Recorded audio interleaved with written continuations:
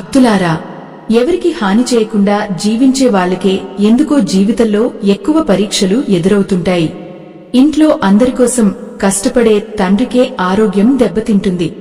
తల్లి అందరికీ ప్రేమ పంచినా ఆమె మనసే ఎక్కువగా గాయపడుతుంది. ఎవరికైనా సహాయం చేసిన మనిషికే తిరిగి అవమానం ఎదురవుతుంది. నేను ఎవరికీ చెడు చేయలేదు కదా, మరి నాకే ఈ బాధలు ఎందుకు అని ఎన్నో రాత్రులు నిశ్శబ్దంగా ఏడ్చినవాళ్లు మనలో చాలామందే ఉన్నారు. కొన్నిసార్లు దేవుడే మనల్ని మర్చిపోయాడేమో అనిపిస్తుంది. కాని భగవద్గీతలో శ్రీకృష్ణుడు చెప్పిన ఒక ఆధ్యాత్మిక సత్యం తెలుసుకున్నాక మంచి మనుషుల జీవితంలో వచ్చే కష్టాల వెనుక ఉన్న అసలు కారణం మీ హృదయాన్ని కదిలిస్తుంది. ఈ ఆధ్యాత్మిక రహస్యం మీకు పూర్తిగా అర్థం కావాలన్నా, దైవానుగ్రహం దక్కాలన్నా ఈ వీడియోను ఎక్కడా ఆపకుండా చివరి వరకు చూడండి. అనేక సంవత్సరాల క్రితం గోదావరి తీరానికి దగ్గరగా ఉన్న ఒక చిన్న గ్రామంలో ధర్మయ్య అనే వ్యక్తి జీవించేవాడు. అతని పేరు వినగానే గ్రామంలోని పెద్దలు కూడా గౌరవంగా తలవంచేవారు. ఎందుకంటే అతను ధనవంతుడు కాదు, రాజు కాదు, కాని అతని మనసు మాత్రం బంగారం లాంటిది. ఎవరికైనా కష్టం వస్తే ముందుగా పరుగెత్తి వెళ్లేది ధర్మయ్యే. పేదవారికి అన్నం పెట్టడం, అనాథ పిల్లలకు సహాయం చేయడం, దేవాలయంలో దీపం వెలిగించడం, ఇవన్నీ అతని జీవితంలో భాగమయ్యాయి. కాని విచిత్రం ఏమిటంటే అతని జీవితంలో మాత్రం ఆనందం చాలా తక్కువ. తండ్రి అనారోగ్యంతో పడిపోయాడు. అప్పులు రోజురోజుకు పెరిగిపోయాయి. పొలంలో పండిన పంట వరుసగా 2 సంవత్సరాలు వర్షాలతో నాశనం అయింది. గ్రామంలోని కొందరు అతని మంచితనాన్ని బలహీనతగా చూసి మోసం కూడా చేశారు. అయినా ధర్మయ్య ఎప్పుడూ ఎవరికీ చెడు కోరలేదు. ఒక రాత్రి అందరూ నిద్రపోయిన తర్వాత ధర్మయ్య ఇంటి బయట ఉన్న చిన్న తులసి కోట దగ్గర కూర్చున్నాడు. ఆకాశంలో మబ్బులు కమ్ముకున్నాయి. చల్లని గాలి వీచుతోంది. కాని అతని హృదయంలో మాత్రం అగ్ని మండుతోంది. ఓ దేవుడా, నేను చేసిన పాపమేమిటి? చెడు చేసేవాళ్లు సుఖంగా జీవిస్తున్నారు, నేను మాత్రం ఎందుకు ఇలా పరీక్షలు ఎదుర్కొంటున్నాను అని కన్నీళ్లు పెట్టుకున్నాడు. అప్పుడే అక్కడికి గ్రామంలోని వృద్ధ పండితుడు శేషాచార్యులు వచ్చారు. ఆయన తెల్లని గడ్డం, ప్రశాంతమైన కళ్లు చూసిన వెంటనే ఎవరికైనా భక్తి కలిగేది. ధర్మయ్య బాధను గమనించి మెల్లగా అతని పక్కన కూర్చున్నారు. ధర్మయ్య, నీ హృదయంలోని భారాన్ని దేవుడు వింటున్నాడు అని ఆయన నెమ్మదిగా చెప్పారు. అయితే నాకు సమాధానం ఎందుకు ఇవ్వడం లేదు ఆచార్యులారా అని ధర్మయ్య వేదనతో అడిగాడు. శేషాచార్యులు చిరునవ్వు నవ్వారు. నీకు ఒక ప్రశ్న అడుగుతాను. బంగారాన్ని నగగా మార్చాలంటే ఏమి చేస్తారు? అగ్నిలో కరిగిస్తారు అన్నాడు ధర్మయ్య. అదే నిజం. ఇనుమును ఖడ్గంలా బలంగా చేయాలంటే మంటల్లో వేడి చేస్తారు. మంచి విత్తనం మొక్కగా ఎదగాలంటే నేలలో పూడిపోవాలి. అలాగే మంచి మనిషి ఆత్మను గొప్ప స్థాయికి తీసుకెళ్లాలంటే జీవితం పరీక్షలు పెడుతుంది. ధర్మయ్య ఆశ్చర్యంగా ఆయన ముఖం చూశాడు. శేషాచార్యులు మళ్లీ మాట్లాడటం ప్రారంభించారు. భగవద్గీతలో శ్రీకృష్ణుడు ఒక గొప్ప సత్యం చెప్పారు. దేవుడు చెడ్డవారిని వెంటనే శిక్షించకపోవచ్చు, ఎందుకంటే వాళ్లు ఇంకా చీకటిలోనే జీవిస్తున్నారు. కాని మంచి మనుషులు మాత్రం ఆయన ప్రత్యేకంగా తయారు చేస్తాడు, ఎందుకంటే వాళ్ల ద్వారా మరెందరో జీవితాల్లో వెలుగు రావాలి. ఆ మాటలు విన్న ధర్మయ్య హృదయం ఒక్కసారిగా కదిలిపోయింది. అంటే దేవుడు నన్ను శిక్షించడం లేదు అని అడిగాడు. లేదు ధర్మయ్య, అన్నారు ఆచార్యులు. దేవుడు నీ ఆత్మను బలంగా చేస్తున్నాడు. మంచి చెట్టుకే ఎక్కువ గాలి అనే సామెత విన్నావు కదా, ఎందుకంటే అది నిలబడగల శక్తి కలిగి ఉంటుంది. చిన్న మొక్కను గాలి పట్టించుకోదు. అలాగే దేవుడు కూడా బలమైన హృదయాలను మాత్రమే గొప్ప పరీక్షలకు ఎన్నుకుంటాడు. ఆ రాత్రి గోదావరి ఒడ్డున చంద్రకాంతి నీళ్లపై వెండి వెలుగులా పరచుకుంది. దూరంగా ఆలయం గంట ముదువుగా మోగింది. ఆ శబ్దం మధ్యలో ధర్మయ్య మనసులో కొత్త ప్రశ్న పుట్టింది. కాని ఆచార్యులారా, ఈ కష్టాల వెనుక ఇంకా ఏదైనా రహస్యం ఉందా? శేషాచార్యుల కళ్లలో ఒక గంభీరమైన కాంతి మెరిసింది. ఉంది ధర్మయ్య. మరియు ఆ రహస్యం తెలుసుకున్న తర్వాత నీ జీవితం పూర్తిగా మారిపోతుంది. ఆ మాటలు వినగానే ధర్మయ్య గుండెల్లో ఒక విచిత్రమైన ఆతృత మొదలైంది. గోదావరి ఒడ్డున రాత్రి మరింత నిశ్శబ్దంగా మారింది. దూరంగా ఎక్కడో జ్యోతి వెలిగినట్టు చిన్న వెలుగు కనిపిస్తోంది. ఆకాశంలో మబ్బుల మధ్య నుంచి చంద్రుడు బయటకు రావడంతో ఆ ప్రదేశమంతా వెండి కాంతితో మెరిసిపోయింది. శేషాచార్యులు మెల్లగా గోదావరి నీళ్లవైపు చూస్తూ మాట్లాడటం ప్రారంభించారు. ధర్మయ్య, మనిషి జీవితంలో వచ్చే ప్రతి కష్టం శాపం కాదు. కొన్నిసార్లు అది పాత కర్మలను శుభ్రం చేసే పవిత్ర అగ్ని. చాలామంది మంచి మనుషులు ఒక పెద్ద తప్పు చేస్తారు. వాళ్ళు నేను మంచివాడిని కాబట్టి నాకు కష్టాలు రావద్దు అని అనుకుంటారు. కాని ప్రకృతి అలా పనిచేయదు. ధర్మయ్య ఆశ్చర్యంగా అడిగాడు, అంటే మంచి మనుషులు కూడా గత జన్మ ఫలితాలు అనుభవించాలా ఆచార్యులారా? ఖచ్చితంగా అన్నారు శేషాచార్యులు. కాని తేడా ఏమిటంటే చెడు మనిషి బాధలో విరిగిపడిపోతాడు. మంచి మనిషి మాత్రం అదే బాధలో మరింత పవిత్రుడవుతాడు. అతను కొద్దిసేపు నిశ్శబ్దంగా ఉండి మళ్లీ చెప్పారు, నీకు రాజా హరిశ్చంద్రుడి కథ తెలుసుకదా? తెలుసు ఆచార్యులారా. ఆయన సత్యం కోసం ఎన్నో కష్టాలు పడ్డారు. అదే సత్యం అన్నారు శేషాచార్యులు. ప్రపంచంలో అత్యంత నిజాయితీ గల రాజుకే ఎందుకు అంత బాధ వచ్చింది? ఎందుకంటే దేవుడు ఆయనను ప్రపంచానికి ఆదర్శంగా నిలబెట్టాలనుకున్నాడు. చీకటిని ఎదుర్కొన్న దీపమే వెలుగుని విలువగా చెబుతుంది. ఆ మాటలు ధర్మయ్య హృదయంలో లోతుగా దిగిపోయాయి. ఇంటికి తిరిగి వెళ్తూ అతని మనసులో ఎన్నో ఆలోచనలు తిరిగాయి. చిన్న ఇంటి ముందు ఉన్న నూనె దీపంగాలి వల్ల ఆరిపోవడానికి ప్రయత్నిస్తోంది. అతని భార్య లక్ష్మమ్మ మెల్లగా తలుపు తీసింది. ఆమె కళ్లలో అలసట స్పష్టంగా కనిపిస్తోంది. ఇంత రాత్రి ఎక్కడికి వెళ్లారు అని ఆందోళనగా అడిగింది. ధర్మయ్య కొద్దిసేపు నిశ్శబ్దంగా ఉండిపోయాడు. తర్వాత మెల్లగా అన్నాడు, లక్ష్మమ్మ, మన జీవితంలో జరుగుతున్న ప్రతిదానికి దేవుడి దగ్గర ఒక కారణం ఉందేమో అనిపిస్తోంది. ఆమె బాధతో నవ్వింది. అలా అనుకోవడమే మనకు మిగిలింది. కాని అప్పులు మాత్రం రోజురోజుకి పెరుగుతున్నాయి. రేపు అప్పు ఇచ్చిన వెంకటశెట్టి మళ్లీ వస్తానన్నాడు. ఇంట్లో బియ్యం కూడా తక్కువే ఉంది. ఆ మాటలు విన్న వెంటనే ధర్మయ్య హృదయం మళ్లీ భారంగా మారింది. కొద్దిసేపటి క్రితం కలిగిన ప్రశాంతత ఒక్కసారిగా మాయమైపోయింది. ఆ రాత్రి అతనికి నిద్ర రాలేదు. వర్షపు చినుకులు ఇంటి పైకప్పుపై పడుతున్న శబ్దం మధ్యలో అతను ఒంటరిగా కూర్చున్నాడు. దేవుడా, నన్ను బలంగా చేయాలనుకుంటే సరే, కాని నా కుటుంబం ఎందుకు బాధపడాలి అని మనసులోనే అడిగాడు. అప్పుడే అతని చూపు గోడపై వేలాడుతున్న చిన్న శ్రీకృష్ణుడి చిత్రంపై పడింది. ఆ చిత్రంలో కృష్ణుడు చిరునవ్వుతో కనిపిస్తున్నాడు. ఆ చిరునవ్వు చూసిన క్షణం ధర్మయ్యకు శేషాచార్యులు చెప్పిన మాట గుర్తొచ్చింది. దేవుడు పరీక్షలు పెడితే దాటే శక్తి కూడా ఇస్తాడు. తెల్లవారుజామున గ్రామం మెల్లగా మేల్కొంది. కోళ్ల కూయడం, దేవాలయం గంట శబ్దం, ఆవుల మ్రోగుడు. ఆ వాతావరణం ఎంతో పవిత్రంగా అనిపించింది. కాని ధర్మయ్య ఇంటి ముందు మాత్రం ఉద్విగ్నం మొదలైంది. వెంకటశెట్టి అక్కడికి వచ్చాడు. ధర్మయ్య, ఎంతకాలం వేచి చూడాలి? నా డబ్బు నాకు కావాలి అని గట్టిగా అన్నాడు. గ్రామస్థులు కొందరు బయట నిలబడి చూస్తున్నారు. ధర్మయ్య తలవంచి నిలబడ్డాడు. ఇంకొంచెం సమయం ఇవ్వండి శెట్టిగారు అన్నాడు వినయంగా. కాని వెంకటశెట్టి కోపంగా నవ్వాడు. నీ మంచితనం నాకు పనికిరాదు. డబ్బు ఇవ్వలేకపోతే నీ పొలం రాసివ్వాలి. ఆ మాటలు విన్న లక్ష్మమ్మ కళ్లలో కన్నీళ్లు వచ్చాయి. ధర్మయ్య చేతులు వణికిపోయాయి. ఎందుకంటే ఆ పొలం అతని తండ్రి జ్ఞాపకం. ఆ నేలలో అతని బాల్యం ఉంది. అప్పుడే అక్కడికి శేషాచార్యులు వచ్చారు. వెంకటశెట్టి, కోపంలో తీసుకునే నిర్ణయం ఎప్పుడూ ధర్మం కాదు అని ప్రశాంతంగా అన్నారు.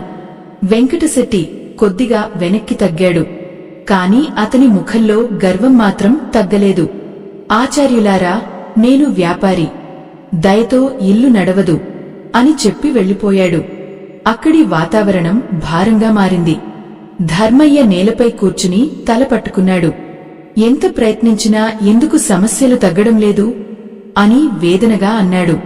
శేషాచార్యులు అతని భుజంపై చేయి పెట్టారు. నీకు మరో సత్యం చెబుతాను ధర్మయ్య.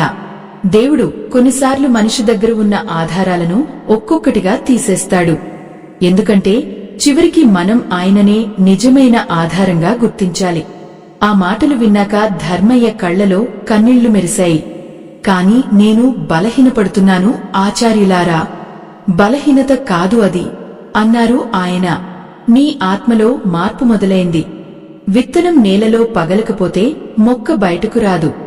అలాగే మనిషి అహంకారం, బాధ, భయం పగిలినప్పుడు మాత్రమే లోపల ఉన్న దైవశక్తి బయటపడుతుంది.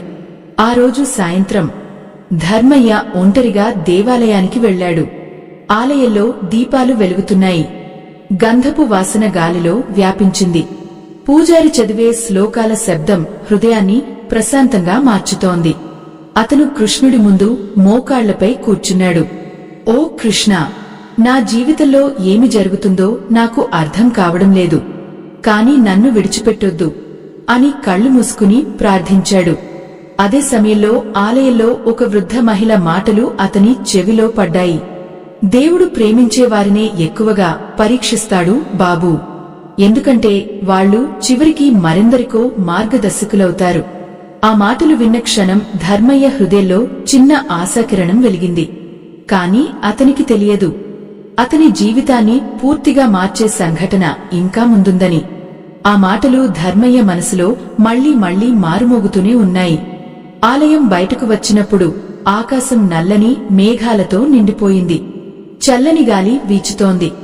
కాని అతని హృదయంలో మాత్రం ఏదో కొత్త వెలుగు పుట్టినట్టు అనిపించింది. ఇంటికి చేరుకున్నాక లక్ష్మమ్మ చిన్న నూనె దీపం వెలిగిస్తూ మెల్లగా అడిగింది, ఏమైంది? ఈరోజు మీ ముఖంలో కొంచెం ప్రశాంతత కనిపిస్తోంది. ధర్మయ్య చిరునవ్వు నవ్వడానికి ప్రయత్నించాడు. బాధలు పోయలేదు లక్ష్మమ్మ, కాని వాటి వెనుక దేవుడి ఉద్దేశ్యం ఉండొచ్చని అనిపిస్తోంది. ఆమె కళ్లలో కన్నీళ్లు తిరిగాయి. మనమేం తప్పు చేయలేదు కదా, అయినా ఎందుకు ఇలా జరుగుతుందో అర్థం కావడం లేదు. ధర్మయ్య సమాధానం చెప్పలేక నిశ్శబ్దంగా కూర్చున్నాడు. అప్పుడే బయటనుంచి గట్టిగా ఏడుపు వినిపించింది. గ్రామంలో ఉన్న రాములమ్మ అనే వృద్ధురాలు ఏడుస్తూ వారి ఇంటి ముందుకు వచ్చింది. ధర్మయ్య, నా మనవడికి తీవ్ర జ్వరం వచ్చింది బాబూ. మందులు కొనడానికి డబ్బు లేదు అని చేతులు జోడించింది. లక్ష్మమ్మ ఒక్కసారిగా దిగ్భ్రాంతిగా చూసింది. ఇంట్లో ఇప్పటికే తినడానికి సరిపడా ధాన్యం కూడా లేదు. కాని ధర్మయ్య మాత్రం ఒక్క క్షణం కూడా ఆలోచించలేదు. ఇంట్లో దాచిన చివరి వెండి గాజును తీసి రాములమ్మ చేతిలో పెట్టాడు. ఇది అమ్మేసి పిల్లాడికి మందులు కొనండి అమ్మా అన్నాడు. ఆ మాటలు విన్న లక్ష్మమ్మ కళ్లలో బాధ మరింత పెరిగింది. రాములమ్మ వెళ్లిపోయాక ఆమె కన్నీళ్లు ఆపుకోలేక అడిగింది, మన పరిస్థితి ఇంత దారుణంగా ఉన్నప్పుడు కూడా మీరు ఇలా సహాయం చేస్తూనే ఉంటారా? ధర్మయ్య మెల్లగా ఆమె వైపు చూశాడు. మన దగ్గర ఉన్నది తక్కువ కావచ్చు లక్ష్మమ్మ, కాని మన హృదయం పేదవాడి కష్టాన్ని చూసి మూసుకుపోతే మనం బ్రతికున్నట్టు ఎలా? ఆ రాత్రి లక్ష్మమ్మ నిశ్శబ్దంగా ఏడ్చింది. ధర్మయ్య బయట ఆకాశాన్ని చూస్తూ కూర్చున్నాడు. ఆకాశంలో మెరుపులు మెరుస్తున్నాయి. అతని హృదయంలో కూడా అలానే ప్రశ్నలు మెరుస్తున్నాయి. నేను మంచిగా ఉండటం తప్ప దేవుడా అని మౌనంగా అడిగాడు. మరుసటి రోజు ఉదయం గ్రామంలో ఒక వార్త అందరినీ కలవరపరిచింది. వెంకటశెట్టి ధర్మయ్య పొలం మీద హక్కు కోసం గ్రామ పెద్దల ముందు ఫిర్యాదు పెట్టాడు. సాయంత్రానికి నిర్ణయం తీసుకుంటామని చెప్పారు. ఆ వార్త వినగానే లక్ష్మమ్మ కాళ్లు వణికిపోయాయి.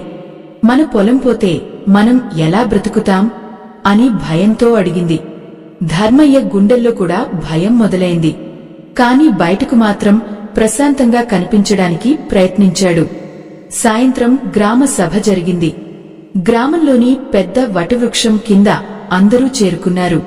నూనె దీపాలు వెలిగించారు. ఆ వెలుగులో ప్రతి ముఖం గంభీరంగా కనిపిస్తోంది. వెంకటశెట్టి గట్టిగా మాట్లాడాడు. నేను ఎన్నిసార్లు గడువు ఇచ్చాను, ఇక నాకు నా హక్కు కావాలి. గ్రామ పెద్దలు ఒకరినొకరు చూసుకున్నారు. ధర్మయ్య, నీ దగ్గర డబ్బు చెల్లించే మార్గం ఏదైనా ఉందా అని అడిగారు. అతను మౌనంగా తల వంచాడు. అక్కడ ఉన్న కొందరు గ్రామస్థులు చర్చించుకోవడం ప్రారంభించారు. చూశారా, మంచితనం వల్ల ఏం ప్రయోజనం, చివరికి ఇలానే అవమానం మిగులుతుంది అని కొందరు నిదానంగా అన్నారు. ఆ మాటలు ధర్మయ్య హృదయాన్ని కత్తిలా గుచ్చాయి. అతని కళ్లలో నీళ్లు మెరిశాయి. కాని అప్పుడు శేషాచార్యులు ముందుకు వచ్చారు. మీరు అందరూ ఒక విషయం మర్చిపోతున్నారు అని ఆయన గంభీరంగా అన్నారు. ధర్మం వెంటనే ఫలితం ఇవ్వకపోవచ్చు, కాని అది ఎప్పుడూ మనిషిని వృథాగా వదలదు. వెంకటశెట్టి వ్యంగ్యంగా నవ్వాడు. ఆచార్యులారా, ఆకలికి ధర్మం అన్నం పెట్టదు. శేషాచార్యులు ప్రశాంతంగా సమాధానం ఇచ్చారు. అది నిజమే, కాని అధర్మంతో సంపాదించిన అన్నం మనసుకు శాంతి ఇవ్వదు. ఆ మాటలు విన్న వెంటనే అక్కడ ఒక్కసారిగా నిశ్శబ్దం ఏర్పడింది. ధర్మయ్య మనసులో మాత్రం తుఫాను కొనసాగుతోంది. ఎంతకాలం ఇలా పరీక్షలు ఎదుర్కోవాలి అని లోపలే తట్టుకోలేకపోయాడు. అప్పుడే గ్రామం చివరి నుంచి పరిగెత్తుకుంటూ ఒక యువకుడు వచ్చాడు.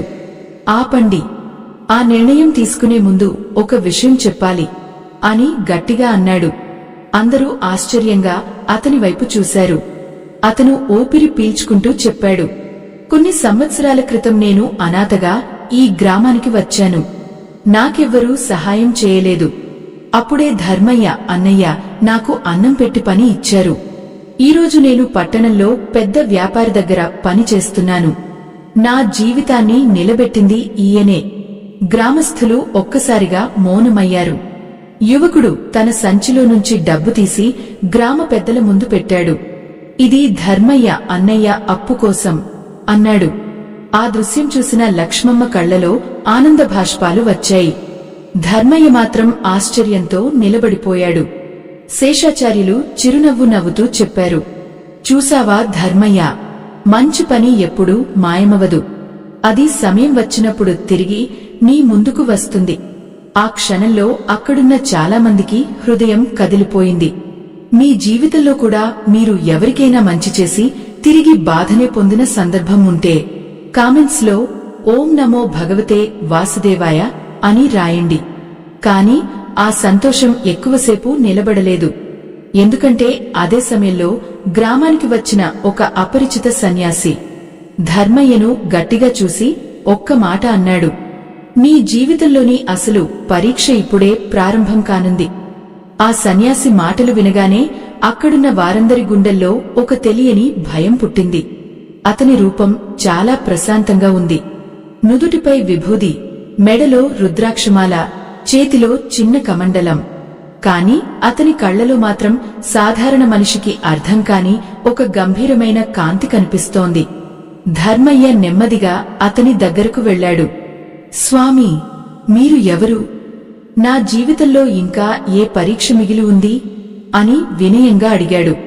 సన్యాసి కొద్దిసేపు అతని ముఖం వైపు నిశ్శబ్దంగా చూశాడు. తర్వాత మెల్లగా మాట్లాడాడు. మంచి మనిషి జీవితంలో దేవుడు 2 వరాలు ఇస్తాడు.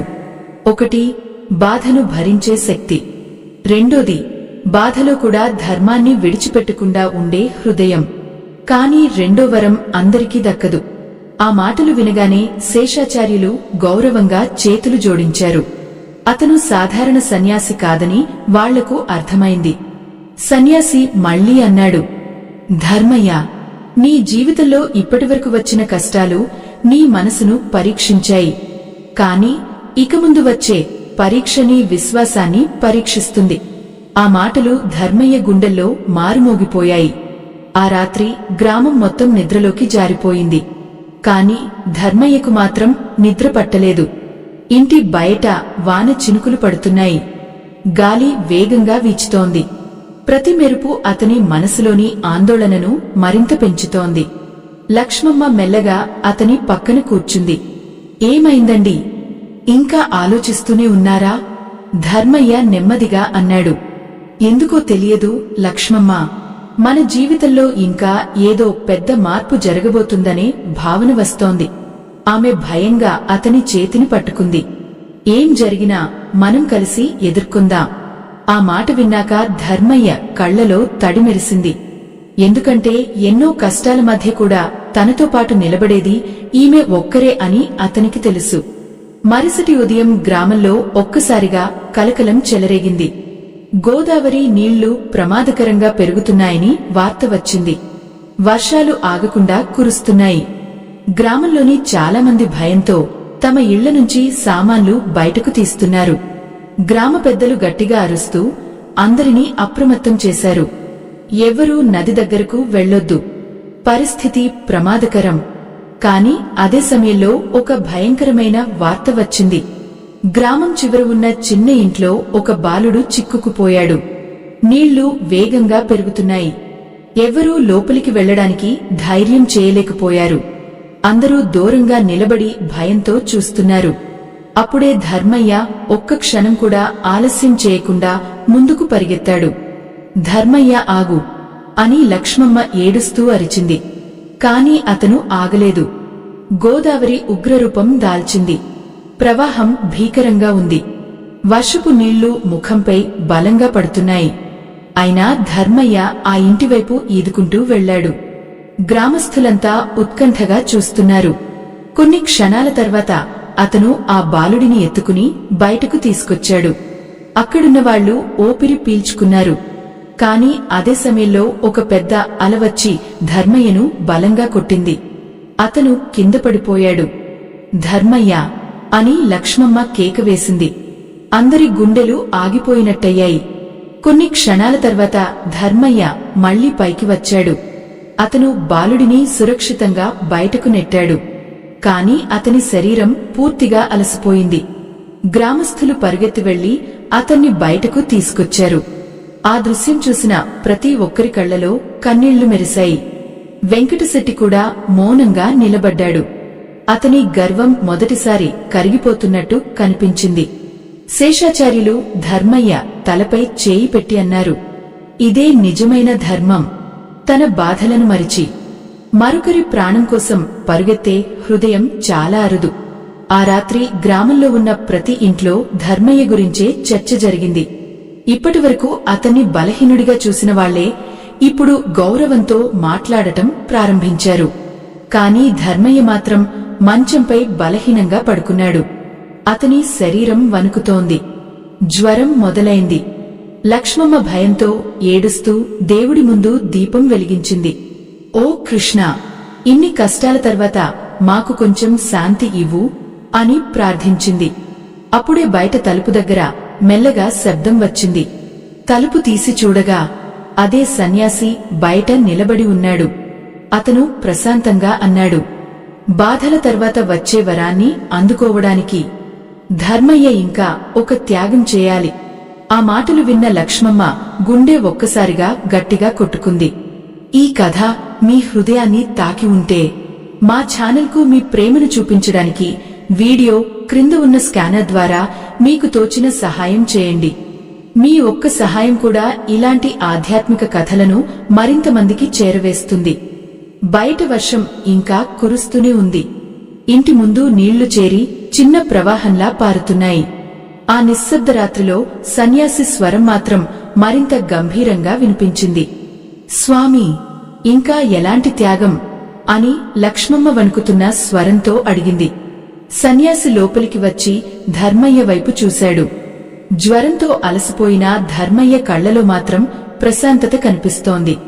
మనిషి జీవితంలో అత్యంత కష్టం ఏమిటో తెలుసా అని సన్యాసి ప్రశ్నించాడు.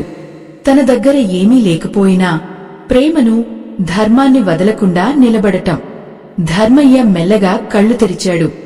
స్వామి, నేను ఇంకా ఏమి చేయాలి అని అడిగాడు.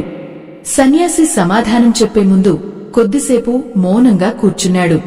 ఆ తర్వాత నెమ్మదిగా అన్నాడు, రేపు ఉదయం సూర్యోదయానికి ముందు నది ఒడ్డున ఉన్న పాత విష్ణు మందిరానికి రా. అక్కడ నీ ప్రశ్నలకు సమాధానం దొరుకుతుంది. అంతే చెప్పి ఆయన నిశ్శబ్దంగా వెళ్లిపోయాడు. ఆ రాత్రంతా ధర్మయ్యకు నిద్ర రాలేదు. జ్వరం వల్ల శరీరం బలహీనపడింది. కాని మనసులో మాత్రం ఒక విచిత్రమైన ఆందోళన. ఇంకా ఏ పరీక్ష మిగిలి ఉంది అనే ప్రశ్న అతన్ని వెంటాడుతోంది. తెల్లవారుజామున గాలి చాలా చల్లగా ఉంది. వర్షం ఆగిపోయినా మబ్బులు ఇంకా ఆకాశాన్ని కప్పేశాయి. ధర్మయ్య నెమ్మదిగా నది ఒడ్డున ఉన్న పాత విష్ణుమందిరం వైపు నడిచాడు. ఆ మందిరం చాలా పురాతనమైనది. గోడలపై పాత శిల్పాలు కనిపిస్తున్నాయి. నూనె దీపాల వెలుగులో ఆ ప్రదేశం ఎంతో పవిత్రంగా అనిపిస్తోంది. గాలి గంధపు వాసనతో నిండిపోయింది. అక్కడ ఇప్పటికే సన్యాసి కూర్చుని ఉన్నాడు. రా ధర్మయ్య అని మెల్లగా అన్నాడు. ధర్మయ్య ఆయన ముందు కూర్చున్నాడు. సన్యాసి ఆలయంలోని శ్రీమన్నారాయణుడి విగ్రహం వైపు చూపిస్తూ అన్నాడు, ఈ ప్రపంచంలో చాలామంది దేవుణ్ణి కష్టాలు పోవడానికి మాత్రమే ప్రార్థిస్తారు. కాని కొందరిని మాత్రం దేవుడు ప్రత్యేకంగా ఎన్నుకుంటాడు. వాళ్లు తమ బాధల ద్వారా ఇతరులకు మార్గం చూపాలి. ధర్మయ్య నిశ్శబ్దంగా వింటున్నాడు. నీకు ఒక కథ చెబుతాను అని సన్యాసి ప్రారంభించాడు. పురాణాల్లో రంతిదేవుడు అనే మహానుభావుడు ఉన్నాడు. అతను ఎన్నో రోజుల ఆకలితో ఉన్నా తన దగ్గర ఉన్న చివరి ఆహారాన్ని కూడా ఇతరులకు ఇచ్చాడు. చివరికి దేవతలే ప్రత్యక్షమే అతని మహిమను ప్రపంచానికి చూపించారు. ధర్మయ్య ఆశ్చర్యంగా అడిగాడు, అంటే దేవుడు మన బాధను చూస్తూనే ఉంటాడా స్వామీ? సన్యాసి చిరునవ్వు నవ్వాడు. దేవుడు ఎప్పుడూ చూస్తూనే ఉంటాడు. కాని ఆయన సమయం మన సమయం కాదు. గింజ నాటిన వెంటనే చెట్టు రావడం ఎలా సాధ్యం కాదు. అలాగే ధర్మానికి ఫలితం కూడా సమయం వచ్చినప్పుడే వస్తుంది. ఆ మాటలు ధర్మయ్య హృదయాన్ని తాకాయి. అప్పుడే ఆలయం బయటనుంచి ఏడుపు వినిపించింది. ఒక పేద మహిళ తన చిన్న కుమార్తెతో అక్కడికి వచ్చింది. స్వామీ, మా ఇంట్లో 3 రోజులుగా అన్నం లేదు అని కన్నీళ్లు పెట్టుకుంది. ధర్మయ్య జేబులో చూసుకున్నాడు. అతని దగ్గర మిగిలింది ఒక్క చిన్న నాణెం మాత్రమే. అది కూడా ఇంటికి తిరిగి వెళ్లడానికి అవసరం. కొన్ని క్షణాలు అతను మౌనంగా ఉండిపోయాడు. లక్ష్మమ్మ ముఖం అతని కళ్ల ముందు మెరిసింది. ఇంట్లో పరిస్థితి గుర్తొచ్చింది. కాని వెంటనే అతను ఆ నాణెన్ని తీసి ఆ మహిళ చేతిలో పెట్టాడు. ఇది పెద్దది కాదు అమ్మా, కాని దేవుడు మీకు మార్గం చూపుతాడు అన్నాడు. ఆ మహిళ కళ్లలో కృతజ్ఞత కన్నీళ్లు మెరిశాయి. ఆమె వెళ్లిపోయాక సన్యాసి ప్రశాంతంగా ధర్మయ్య వైపు చూశాడు. ఇదే నీ అసలు శక్తి. పరిస్థితులు నీ మంచితనాన్ని మార్చలేకపోయాయి. ధర్మయ్య మెల్లగా అన్నాడు, కొన్నిసార్లు చాలా అలసిపోతాను స్వామీ, కాని ఎవరో బాధపడుతుంటే చూడలేను. సన్యాసి కళ్లలో ఆనందం మెరిసింది. అందుకే దేవుడు నిన్ను ఎన్నుకున్నాడు ధర్మయ్య. నీ బాధల వెనుక ఉన్న రహస్యం ఇప్పుడు ముగింపుకు దగ్గర పడుతోంది. అప్పుడే ఆలయం గర్భగుడిలోని దీపం ఒక్కసారిగా బలంగా వెలిగింది. గాలి లేనప్పటికీ ఆ జ్యోతి అసాధారణంగా ప్రకాశించింది. ధర్మయ్య గుండెల్లో ఒక తెలియని ప్రకంపన పుట్టింది. సన్యాసి మెల్లగా లేచి నిలబడ్డాడు. రేపు పౌర్ణమి రాత్రి. నీ జీవితంలోని అతి గొప్ప సత్యం నీకు ప్రత్యక్షమవుతుంది అని చెప్పాడు. ఆ మాటలు వినగానే ధర్మయ్య హృదయంలో భయం, ఆశ, ఆతృత అన్నీ కలిసిపోయాయి. ఎందుకంటే అతనికి ఇంకా తెలియదు, ఆ పౌర్ణమి రాత్రి అతను చూసేది సాధారణమైనది కాదని. ఆ మాటలు ధర్మయ్య మనసులో ఆ రాత్రంతా మారుమోగుతూనే ఉన్నాయి. ఇంటికి తిరిగి వచ్చిన తర్వాత కూడా అతని హృదయం ప్రశాంతంగా ఉండలేకపోయింది. బయట ఆకాశంలో మబ్బులు క్రమంగా తొలగిపోతున్నాయి. పౌర్ణమి చంద్రుడు మెల్లగా వెలుగుని విరజిమ్మడం ప్రారంభించాడు. ఆ తెల్లని వెన్నెల గ్రామమంతా పరుచుకుంది. లక్ష్మమ్మ ధర్మయ్య ముఖం వైపు ఆందోళనగా చూసింది. ఏమైందండి? మీ కళ్లలో ఈరోజు ఏదో విచిత్రమైన భావం కనిపిస్తోంది అని అడిగింది. ధర్మయ్య మెల్లగా సమాధానం ఇచ్చాడు. నాకు తెలియదు లక్ష్మమ్మ, కాని నా జీవితంలో ఇన్ని రోజులుగా ఎందుకు కష్టాలు వచ్చాయో ఈరోజు అర్థమవుతుందేమో అనిపిస్తోంది. ఆమె నిశ్శబ్దంగా శ్రీకృష్ణుడి చిత్రానికి దీపం వెలిగించింది. ఏం జరిగినా దేవుడు మనల్ని విడిచిపెట్టడు అని ధైర్యం చెప్పింది. పౌర్ణమి రాత్రి మరింత గాఢమైంది. గ్రామం మొత్తం నిద్రలోకి జారిపోయిన తర్వాత ధర్మయ్య ఒంటరిగా నది ఒడ్డున ఉన్న పాత విష్ణుమందిరం వైపు నడిచాడు. గోదావరి ఆ రాత్రి వెండి కాంతిలో అద్భుతంగా మెరిసిపోతోంది. చల్లని గాలి అతని ముఖాన్ని తాకుతోంది. దూరంగా ఆలయ గంట మృదువుగా మోగుతోంది. ఆ వాతావరణం సాధారణంగా లేదు. ఏదో దివ్యమైన శక్తి ఆ ప్రదేశాన్ని కప్పేసినట్టుంది. మందిరం లోపలికి వెళ్లగానే అతను ఆశ్చర్యంతో ఆగిపోయాడు. అక్కడ వందలాది నూనె దీపాలు వెలుగుతున్నాయి. గర్భగుడి ముందు అదే సన్యాసి ప్రశాంతంగా కూర్చున్నాడు. కాని ఈసారి ఆయన ముఖం నుంచి వెలుగు ప్రసరిస్తున్నట్టు కనిపించింది. ధర్మయ్య భక్తితో మోకాళ్లపై కూర్చున్నాడు. స్వామీ, నా జీవితంలో ఇన్ని బాధలు ఎందుకు వచ్చాయో తెలుసుకోవాలనుకుంటున్నాను అని వేదనతో అన్నాడు. సన్యాసి కళ్ళు మూసుకుని మెల్లగా మాట్లాడటం ప్రారంభించాడు. ధర్మయ్య, ఈ ప్రపంచంలో 2 రకాల మనుషులు ఉంటారు. ఒకరు పరిస్థితులు బాగుంటే మంచిగా ఉండేవారు. మరొకరు పరిస్థితులు ఎంత దారుణంగా ఉన్నా తమ మంచితనాన్ని కోల్పోనివారు. రెండో రకం మనుషులనే దేవుడు ప్రపంచానికి వెలుగులా నిలబెడతాడు. ఆ మాటలు వినగానే ధర్మయ్య కళ్లలో నీళ్లు తిరిగాయి. కాని స్వామీ, బాధ చాలా ఎక్కువైంది. సన్యాసి ప్రశాంతంగా చిరునవ్వు నవ్వాడు. నీకు ఒక చివరి సత్యం చెబుతాను. భగవద్గీతలో శ్రీకృష్ణుడు అర్జునునికి చెప్పిన గొప్ప రహస్యం ఇదే. కష్టం అనేది శిక్ష కాదు, అది ఆత్మను దైవానికి దగ్గర చేసే మార్గం. బాధలే మనిషిలోని అహంకారాన్ని కరిగించి కరుణను పెంచుతాయి. ఆ క్షణంలో గర్భగుడిలోని దీపజ్యోతి ఒక్కసారిగా మరింత ప్రకాశించింది. ధర్మయ్య గుండె వేగంగా కొట్టుకుంది. సన్యాసి మెల్లగా లేచి నిలబడ్డాడు. ఇప్పుడు నువ్వు చూడబోయేది నీ హృదయం అర్థం చేసుకోవాల్సిన సత్యం అని చెప్పగానే ఆలయంలోని గాలి ఒక్కసారిగా సుగంధంతో నిండిపోయింది.